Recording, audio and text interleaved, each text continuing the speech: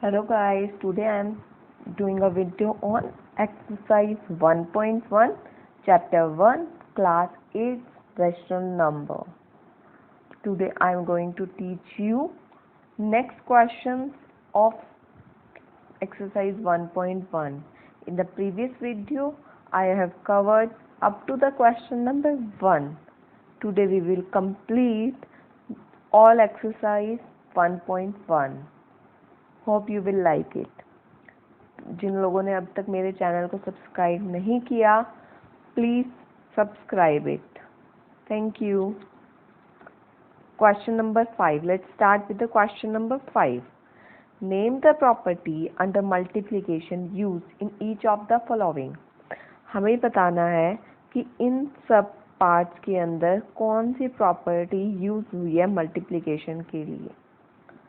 So our first part is minus 4 by 5 multiplied by 1 is equal to 1 into minus 4 by 5 is equal to 4 by 5. Okay, अब इसके अंदर हमने बताना है कौन सी प्रॉपर्टी यूज हुई है, कौन सी आइडेंटिटी यूज हुई है। तो इसके अंदर, इस पार्ट के अंदर आइडेंटिटी यूज हुई है मल्टीप्लिकेटिव आइडेंटिटी। वो क्या होती है? वो होती है अगर आप किसी भी नंबर को 1 से मल्टीप्लाई करते हैं तो उसका आंसर वही नंबर आता है। That is multiplicative identity. आपने इसमें यहाँ पे 4/5 को 1 से किया, 1 को 4/5 से किया, आंसर दोनों में 4/5 ही आया। This is known as multiplicative identity. Now the next part, our next part is minus 13 by 17 multiplied by 2 by 7 is equal to 2 by 7 multiplied by 13 by 17. Okay, अब यहाँ पे कौन सी प्रॉपर्टी यूज हुई है? मैंने आपको प्रॉपर्टीज कराई थी, तब मैंने बताया था कि अगर आप ए के अंदर बी को प्लस करते हैं या बी के अंदर ए को प्लस करते हैं तो आंसर विल बी सेम, या ए के अंदर आप बी को मल्टीप्लाई करते हैं और बी के अंदर ए को मल्टीप्लाई करते हैं तो भी आंसर वही आएगा जो फर्स्ट टर्म से आना चाहिए। Okay, so this was a property of commutative property. Okay, now the last part of this question is minus 19 by 29 multiplied by 29 by minus 19 is equal to 1. अब ये क्या प्रॉपर्टी हुई? This is a property of multiplicative inverse. वो कैसे? Multiplicative inverse कैसे? ये इस तरह मल्टीप्लिकेटिव इन्वर्स हुई बिकॉज हमने क्या किया, मल्टीप्लिकेटिव इन्वर्स में basically what we will do, हम रेसिप्रोकल कर देते हैं। हमें जो भी नंबर गिवन होता है उसका रेसिप्रोकल कर देते हैं। डिनोमिनेटर को न्यूमरेटर बना देते हैं, न्यूमरेटर को डिनोमिनेटर बना देते हैं। हमने इस क्वेश्चन में भी यही किया और फिर उसको मल्टीप्लाई किया। That's why this is a multiplicative property. Now हम अपना क्वेश्चन नंबर 6 सॉल्व करेंगे। Multiply 6 by 13 by reciprocal of 7 by 16। Wow, this is so easy question. वो कह रहा है 6 by 13 को मल्टीप्लाई करो -7 by 16 के रेसिप्रोकल से। What you will do, 6 by 13 multiply by 16, 7 नीचे माइनस ऊपर, बस -96 बाय 91, ये आपका आंसर आ गया। अब now question number 7, tell what property allows you to compute 1/3 into 6 into 4/3 as 1/3 into 6 into 4/3. Okay,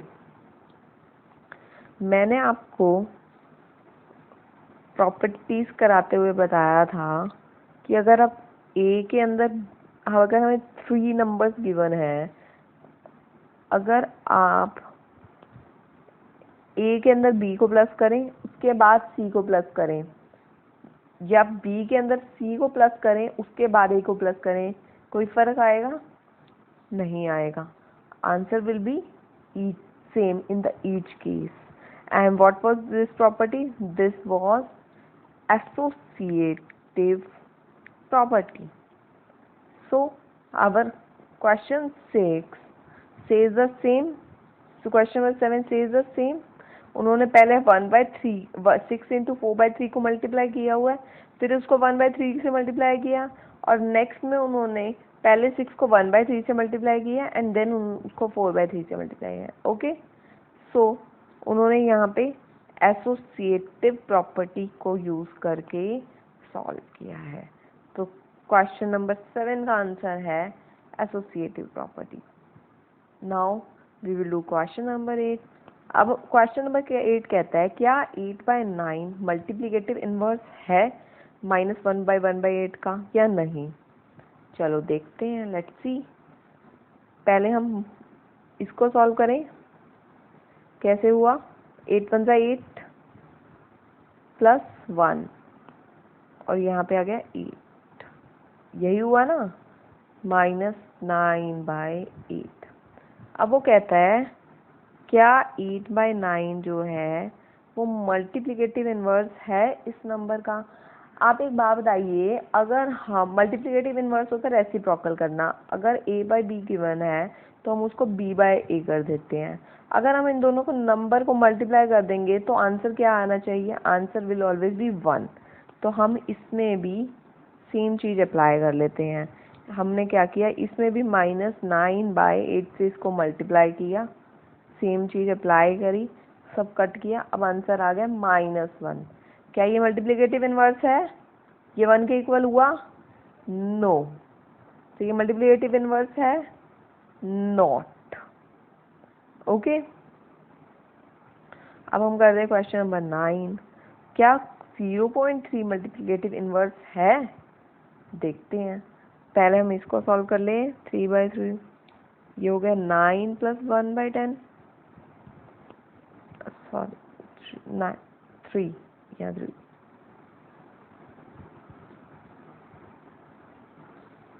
10/3 हो गया. अब वो कहता है 0.3 था, हम 0.3 को 3/10 लिख सकते हैं, और मल्टीप्लिकेटिव इनवर्स करने के लिए हम इसको 10/3 से मल्टीप्लाई करें, देखें कि मल्टीप्लिकेटिव इनवर्स है क्या नहीं है. ये पूरा कट रहा है, कोई साइन नहीं बच रहा. अब ये इक्वल टू 1 है, इक्वल टू 1 है, तो it means yes it is a multiplicative inverse of question number of 0.3 is a multiplicative inverse of 3.3. Why? Because when we multiply these terms we will get answer 1. Okay, now we will move to question number 10. Question number 10 कहता है write the rational number that does not have a reciprocal. हमें ऐसा rational number बताना है जिसका reciprocal नहीं है. अगर आप कोई भी नंबर लेते हैं, लेट इट बी 2, तो उसका रेसिप्रोकल क्या होगा? 1/2. अब 6 ले लिया आपने तो 1/6 हो गया. अब रेसिप्रोकल नहीं है, ऐसा कौन सा नंबर हो सकता है? हो सकता है ना 0. अब आप 0 को 1/0 थोड़ा ना लिखते हो, वो अनडिफाइंड हो जाता है. 0 विल रिमेन 0. ओके, तो रेसिप्रोकल हो गया 0. Number that does not have a reciprocal is 0.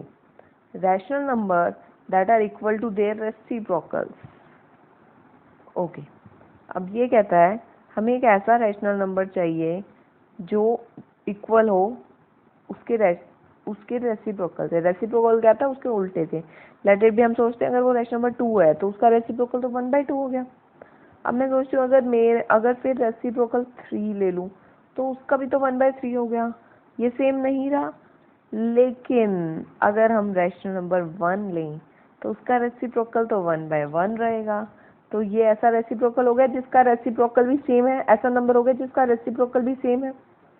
अगर हम -1 ले तो उसका रेसिप्रोकल ऐसे बनाएंगे हम 1 में -1, बट ये ऑटोमेटिकली -1 ऊपर ही आ जाएगा, तो -1 का रेसिप्रोकल भी -1 रहेगा। तो हमारा क्या हुआ, वो रेसिप्रोकल जिसका रैशनल नंबर सेम हो वो कौन सा हो गया, -1 and 1। Now the third part is the rational number that is equal to its negative. अब रैशनल नंबर जो अपने नेगेटिव से इक्वल है, ऐसा कौन सा रैशनल नंबर होगा। अब अगर मैं 1 रैशनल नंबर लेती हूँ तो वो -1 के इक्वल तो नहीं होगा, 2 भी ले लिया मैंने, अब वो -2 के इक्वल भी नहीं होगा, 3 -3 के इक्वल भी नहीं होगा, नहीं ना। तो हम देखेंगे कि अगर 0 रैशनल नंबर लिया हमने और वो -0 लिया तो 0 के आगे तो माइनस की कोई वैल्यू ही नहीं आई, तो दैट्स वाई हमारा 0 जो है वो रैशनल नंबर ऐसा हो गया जिसका नेगेटिव नंबर उसके इक्वल है। तो answer is 0। Now the question number 11। Question number 11 first part कहता है 0 हैज डैश रेसिप्रोकल नंबर। क्या 0 का रेसिप्रोकल होता है, यस और नो। नो, 0 का रेसिप्रोकल नहीं होता। The number dash and dash are their own reciprocals. ये पूछ रहा है ऐसे नंबर जो अपने खुद के रेसिप्रोकल हैं। अभी हमने ऊपर किया था, दैट इज 1